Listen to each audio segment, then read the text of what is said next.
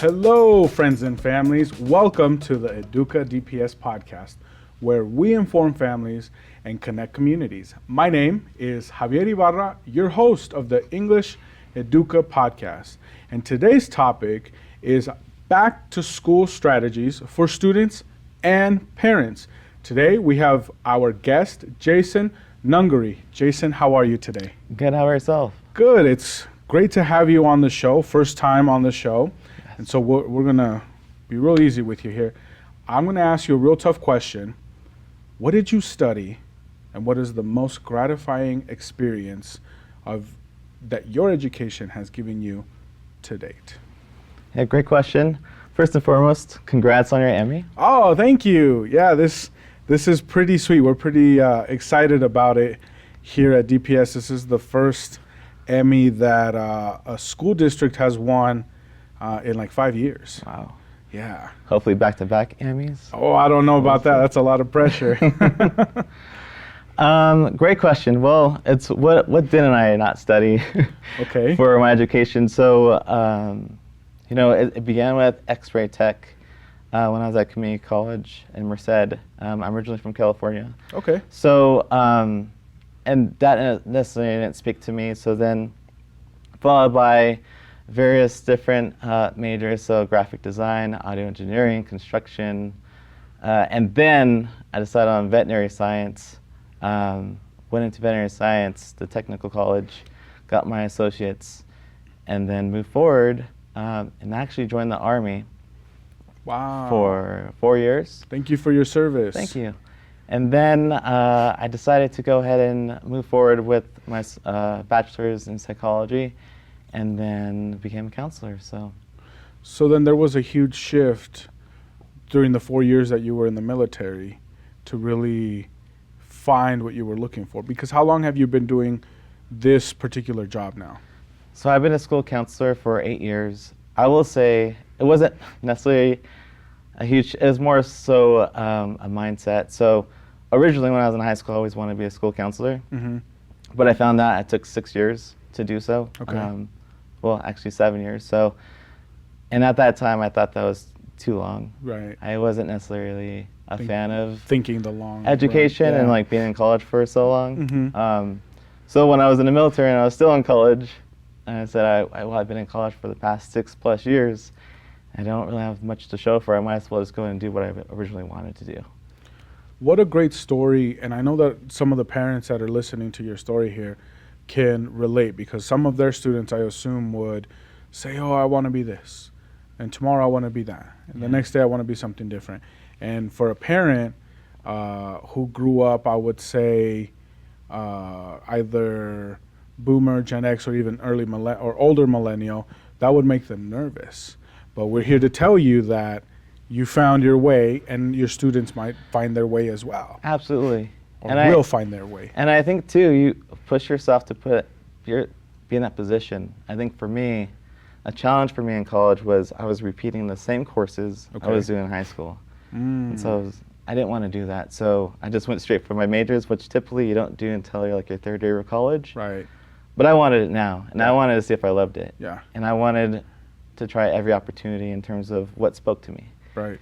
And it always came back to school counseling. So I always challenge students to go out and go and explore what you're looking for. Yeah. I think that's a great message to tell our students and say, hey, it's okay not to know. Some students, right away. They were born to be this. Yeah. Right? They were born to do that. Just like an actor. They were born to be in that role. And everything led up to that. And so I think it's the same thing here, where our students can be anything that they want to be once you've had some. And so we're going to talk about that in our topic today. And I'm happy that we got that out of the way, because it's going to add to the background of the topic, which is, as the new year begins, the new school year, we must set ourselves up for success with effective back-to-school strategies. And so what we're going to talk about today, and leads me to my first question for you, is how can I set up and achieve realistic academic goals for the new school year, right? Pretend I'm a student, pretend I'm a parent. Yeah. How do we set up those realistic academic goals for the new year? I think first and foremost, just be honest with yourself. What courses are you taking? Are they more challenging than previous courses, such as advanced placement or concurrent enrollment courses? What does your day-to-day look like? Family obligations, work obligations? I think it's important to reflect on the previous year and the struggles and the stressors, and/or stressors. What worked for you back then? It's important to set SMART goals to see if your current schedule is working for you. For example, in the next 6 weeks, how many assignments did you miss? Is it more than you'd hoped? If so, like, reassess. Yeah. Are you receiving support? Are you talking to your teacher or counselor? Is your schedule too busy? Does your schedule need to change? It's important to set benchmarks to see how your month-to-month progress. Right. Academics can slowly become like a haunting task if you become so far behind that you no longer feel successful. And that feeling can impact your entire academic year and your mental health. I heard that too much challenge and people give up, but not enough challenge, and likely they give up just as well. And so it's finding that balance of, if you look at what you have that's coming up and you know you're going to fall behind quickly, it's time to ask for help now. Right? But likewise, if you see what's going on, you say, well, I have some room. I have some room to do something, maybe fill it with an extracurricular, right? Something that can enrich your educational journey here at DPS.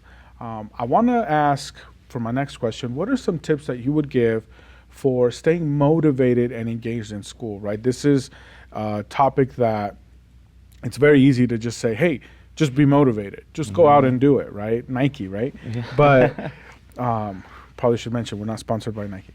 But it's what we tell our students. Just go do it. Just go do it. It sounds so easy. What are some of the strategies that we can have to be motivated? Yeah, great question. Well, I'd say take courses that interest you. If courses don't interest you as much based on your school's offerings, then what other opportunities are available, such as internships or volunteer work that interests you? What clubs are being offered? How are you trying to make a connection with your school community? Is it through sports, peer mentoring, arts, Magic the Gathering, social justice? It just depends on what is important to you and what speaks to you. If you're doing well academically, speaks to you, then make sure you set benchmarks, such as in progress grades. Like at the quarter 1 ends, am I a straight A student? Is that where I want to be? Is that important to me? Well, I encourage all students to find what's important to them and explore what that could be. Build relationships with peers, teachers, to have a sense of belonging when you arrive at school each day. It's important to have a routine to ensure you're doing things that fill your soul on a daily basis. I appreciate you saying that. I know that when I was a student, and I'm currently a student now, I'm went back to school to start my master's.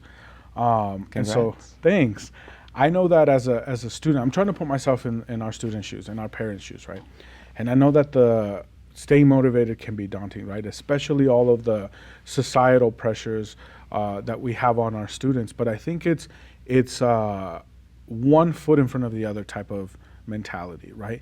It's achieve little things today so that you can achieve big things tomorrow, right? And that's the way that I look at life. That's the way that I look at schoolwork. Is it all snowballs, right? Everything that you do right snowballs. But also, there's going to be times where you're going to miss a step, but tomorrow's a new day.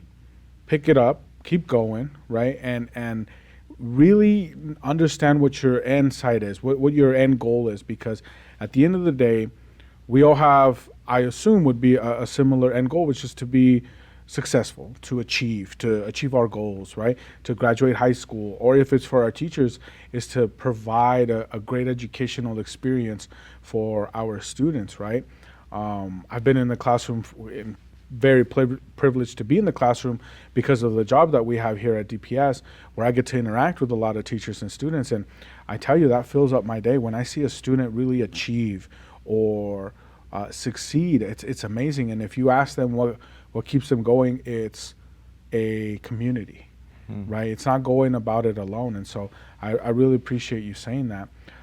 My next question for you is, how can I stay organized and keep track of assignments and deadlines here at DPS? What are some of the things that are set up for us to be successful in that manner?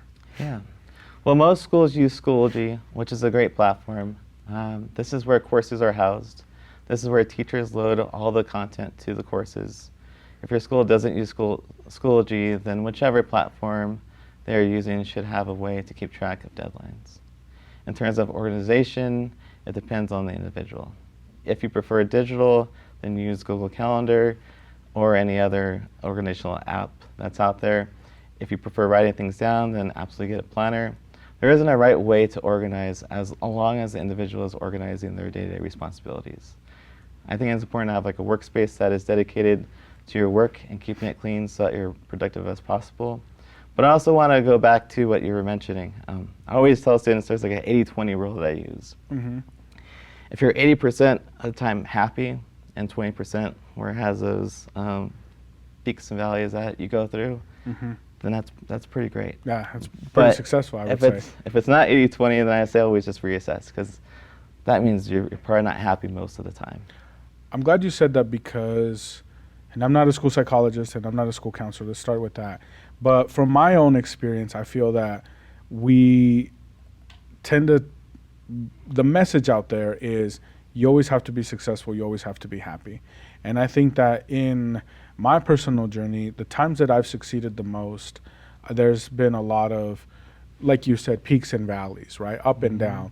But for the most part, I've enjoyed what I would call the process of getting there, right? And so I think it's really important to tell our students, you know, to have the patience to see something through in order to achieve, right? Because at the end of the day, it's the end goal, right? I look at like, recently I was watching this show about football players, so I really like football.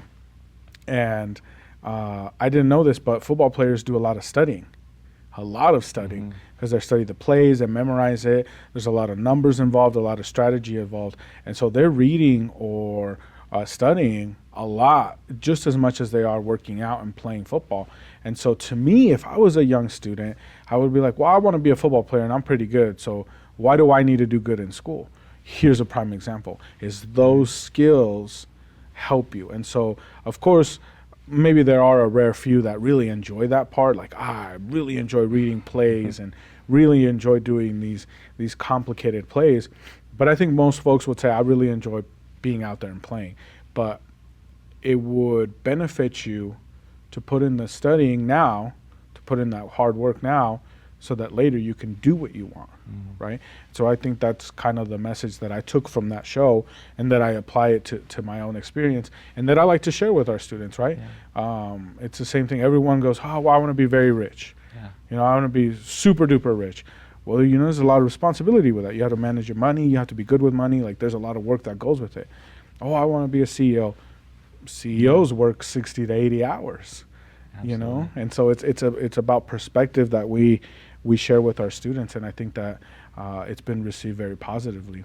Now, we're also saying, you know, don't fall in a trap of comparing yourself to somebody else and their success. That's the worst, yeah. Because you'll never reach it. So just think about what makes you happy. There's that saying that said, Einstein says, if you compare a fish's ability to climb a tree, it'll never succeed, right? Because a fish doesn't climb trees, right? They swim and they're fast, right? And some fish are faster than others. So I think it's like you said, right? When you were answering this last question, you said, you know, do what feels right for you, right? What's right for you? And I think for me, when I was growing up, it's like, what's right for everyone? I was always doing like, what's going to be right for everyone? Instead of being what's right for me. 'Cause I, like you, had a lot of different things. I started out as a architects major, went to engineering, saw how much math was involved in engineering, didn't like that. So I went into business. Joke's on me, because business has just as much math.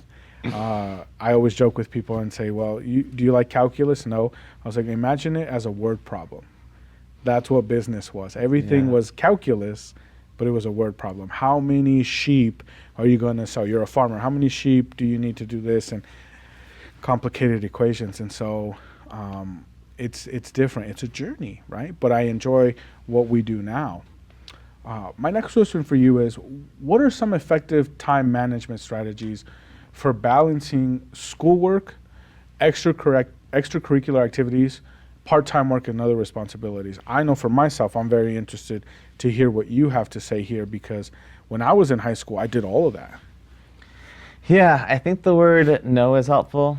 I think it's easy to overcommit as a student. You have students building their resumes for colleges, they want to stand out. For students who place an incredible amount of responsibility, be sure that you're doing things that speak to you. Don't do things just to do things. For example, if you have a part-time job, just to have money in your pocket for things you don't necessarily need, is it worth the stress? There are students who need to provide for their family, and so they either need to be there to support and or work to earn an income to support their families as well. So students may have an incredible amount of responsibility. Another thing to consider for time management is being organized, which is extremely important in terms of managing time. Having to look through various places to find your work and or find your charger for your computer can be time consuming. So prioritize your time by either having a to-do list or time blocks to help identify the times you need to plan for completing your responsibilities. And lastly, keep in mind your goals and what doesn't contribute to your personal growth and development. There's something that you said there about finding a place to study, right? Now that I'm back in school, which is great because I can relate to students now. Now that I'm back in school, I was like, I know what it's like to go to work and then go home and do homework and have projects and email professors and whatnot. And so putting myself back in that mindset of our students has been really helpful in order to help them achieve. But finding your place, right, and not doing things just to do things is what you said. And I think that's 100% right. I think that sometimes you want to overload your plate, and I know that I do, but it's important to see that, right? And I'll give everyone a quick little tidbit here is, when I was going to school, my first job was to go work at fast food, because that's what everyone else was doing. It wasn't later that I found out that no, like some schools have part-time jobs that you can do for the school. So the school district has part-time jobs, apprenticeships, internships that are paid, that you can do that. I know that the communications department, has 2 apprentices that are still in high school, but they come to us, we teach them about what communications is, and they're getting paid, but also they're going to school. And so I think that stuff like that is very valuable to know, because we tell our kids to succeed. We tell them to dream big, but we don't show them. We don't give them a perspective necessarily. And I don't want to say that we do or don't, because I'm generalizing here, but I know that when I was going to school, they would consistently tell me that, but I had no idea. I had no idea of what was possible until I went and talked to a school counselor. Said, hey, the city's doing this internship during the summer. It pays more than your part-time job. Do you want to do it? And I said, well, that's a no-brainer. Let's go. And so I went and I worked for the city, and I had an awesome time, and I got paid more. And that went on my resume as an employee of the city. And I thought, wow, what an opportunity. But if it wasn't for my school counselor who said, hey, there's a job opportunity, I would have not known anything about that. Shifting gears here, I want to talk about self-care. What are some important things to prioritize for self-care and maintain a healthy lifestyle during the school year? Because we're talking about a lot of things, and a lot of students are going to be feeling overwhelmed. What are some of the things that they can do, some strategies to reducing stress and anxiety related to school? Yeah. Well, I think self-care is vital to anyone's success. It's as simple as like being hungry. If you think about it, it's important to feel your body before you begin to become impacted by hunger. So it is important to identify what self-care works for you. For me, working out in the morning helps ground me, and it's a part of my routine. If someone knows that they can become anxiety-ridden from being behind when it comes to homework, well, then it's important for that individual to prioritize homework so they don't have to feel those feelings. I mean, consider the movie Inside Out 2. And I apologize for any spoiler alerts, but when anxiety first shows up in Riley's mind, who's the main character, who's the first to go? And it's joy. And it's so important to take care of yourself. It will help with stress and any induced anxiety. And it'll help balance yourself. I like that you brought in an outside resource for us to show it, because I think it is important. I know that we have a lot of resources here at DPS to help students understand the importance of mental health and the importance of prioritizing self-care. And those are resources that we have at DPS. You just got to go ask for them. You just got to seek them. And I know that a lot of students will say, well, I know you have this, I know you have that. There's just a lot of information right now. And that's why we have school administrators, school counselors, school psychologists across the entire district to find the resources that work for you, right? I like to think of it like, yes, we have 30 different resources, but only 2 of them are particular to your situation, what your needs are. And so this is kind of looking through all of the resources and saying, here are the ones that are actually going to help you. And then down the line, if you need it, here we have more. And so I think important for our audience to know, like, here's the advice, but we also have the resources. Next up, I want to ask, what are, speaking of resources, what are the resources available specifically for students who need extra academic support? What does that look like for them? Yeah, I will start by school counselors. All right. I mean, they're there for you. It is not a paid service. They're there for every student, whether it's falls under the career, social, emotional, or academic umbrella. And I think it all plays into each other. So even if it's academic support, there might be some social emotional component to that to then help that student through to do well in their academics. So I would say go see your school counselor. They do more than just fix your schedules. I think that's a common thing of like, oh, I just have a schedule change. There is more than that. Your teachers as well. I mean, they know where the resources are at. They are the resource. They're the ones who update their Schoology page so they can tell you where things are located and or parents, guardians. There's also Khan Academy, Schoology. Denver Public Library provides English and Spanish-speaking tutors for virtual support and are available in a variety of subjects and test prep areas from 3 p.m. to 10 p.m. every day of the week through tutor.com. They also offer writing supports and test prep resources from the Princeton Review. Advanced placement course videos are provided through College Board through the AP Classroom.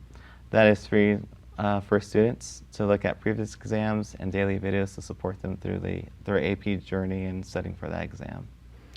It's important again to know, do you have to pay for any of these services? No, all those services are free. Wow, okay. So then there's another way that how DPS is reducing the barriers, which is access to resources. I like to think when I was going to school, I don't know if these things were necessarily available to me, but it's because you came onto the show and now we have the ability to communicate about the resources, right? You don't know what you don't know. And so this is an awesome opportunity for students to, and parents and families, to say, hey, we do have these resources. They are free. You just got to ask for them. Absolutely. Can you give us a final message for our audience? Yeah. Well, I'll leave you with a quote. And it goes, you will never speak to anyone more than you speak to yourself in your head. So be kind to yourself. Wow. That's pretty profound. Thank you for that. I favorite. appreciate that. Yeah. Right on. Well, friends and families, this concludes our EDUCA DPS podcast for today. I want to thank our guest, Jason Nungary, for sharing this important information. I'd like to ask all of you who are listening and watching to please share this content and subscribe to our YouTube channel. This is the only way that we can grow. So find us at Denver Public Schools Plus on YouTube, and you can also find other EDUCA content, other resources from the multimedia productions team on all of the major podcast platforms. Just search for Denver Public Schools Podcast Network. Our gratitude goes out to the entire communications department. Also, a big thank you to our proud superintendent of Denver Public Schools, Dr. Alex Marrero, for his continued support to the EDUCA DPS podcast and all of the multimedia productions. Don't forget to tune in to our EDUCA DPS podcast, where the learning journey continues. And please remember to tell your children more often, I believe in you and I know you can do it. I'm Javier Ibarra. Until next time.